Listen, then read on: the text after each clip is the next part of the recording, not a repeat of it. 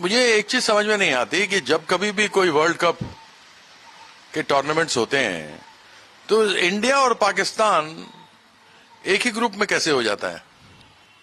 जब लॉटरी से निकलते हैं और लोगों को चुना जाता है तो इंडिया और पाकिस्तान एक ही ग्रुप में कैसे आते हैं।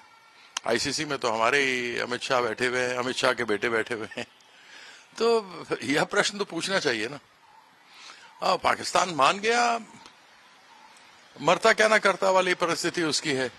नहीं खेलता तो उसको नुकसान था, और उसके बाद जो पैसे इंडिया पाकिस्तान के मैच से जनरेट होते हैं उसका बहुत बड़ा नुकसान होने वाला था। तो बैकडोर बातें भी हुई हैं, तो अर्थ यानी पैसा ज्यादा महत्वपूर्ण था।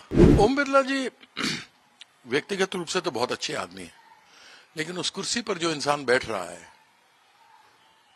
वह व्यक्ति तरफदारी करता है, और वह दुर्भाग्यपूर्ण बात है, क्योंकि ये शुरू से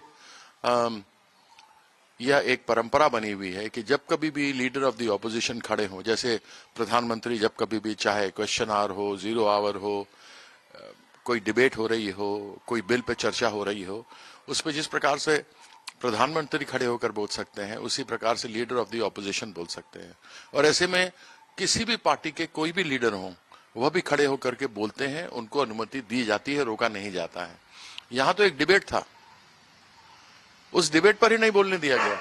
2020 में मुझे ध्यान है जब स्पीकर साहब से सामने हमारे सगोतो राय जी पूछ रहे थे, उन्होंने कहा कि आप मोशन ऑफ थैंक्स पर कुछ भी बोल सकते हैं, जो उस मोशन ऑफ थैंक्स में नहीं है उसके अलावा भी जोड़ने के लिए आप कोई बात कहना चाहते हैं वो कह सकते हैं। और 2026 में उन्होंने कहा कि केवल आप विषय पर रहिए। तो यह जो दोहरा चरित्र है यह उचित नहीं है। अपने चीजों को याद रखना चाहिए, परंपराओं का ध्यान रखना चाहिए, क्या हमारी परंपरा संसद की रही है वो करना चाहिए। अब हम यहां पर आते हैं, कोई बोलने के लिए नहीं दिया जाता, करोड़ों रुपए जनता के टैक्स के बर्बाद हो रहे हैं। सरकार का काम है कि वो संसद को चलाए, सबको एक साथ लेकर के रहे। आखिरकार संसदीय कार्य मंत्री किस लिए हैं?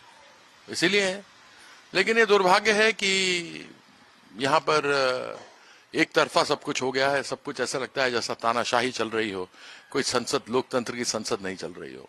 सर, महिला एमपीज ने लोकसभा स्पीकर से कहा है कि जो पीएम का एब्सेंस हुआ वो हमारे डर की वजह से नहीं था, वो हमारी वजह से नहीं था, बल्कि वो उनका एक फियर ऑफ एक्ट। कभी किसी ने यह पूछने का प्रयास किया कि स्पीकर जब आते हैं उनके आने से पहले प्रधानमंत्री भी अपनी कुर्सी पर आकर बैठ जाते हैं, तो जब तक वो आएंगे नहीं तब तक खतरा कहां से होगा। और क्या ये महिलाएं जाके, मतलब यह तो एक बड़ी ही छोटी बात कर दी गई, तुच्छ बात कर दी गई, जिसमें कहा गया कि महिला जाके उनको काट लेती क्या होता। क्या विरोध पहले नहीं हो रहा था जब लोग वेल में आ जाते हैं? जब आप सुनते नहीं है विपक्ष की तो लोग वेल में आते हैं, और महिलाएं इस प्रकार से करेंगी, यह तो संभव नहीं है। यह महिलाओं का बहुत बड़ा अपमान किया स्पीकर साहब ने।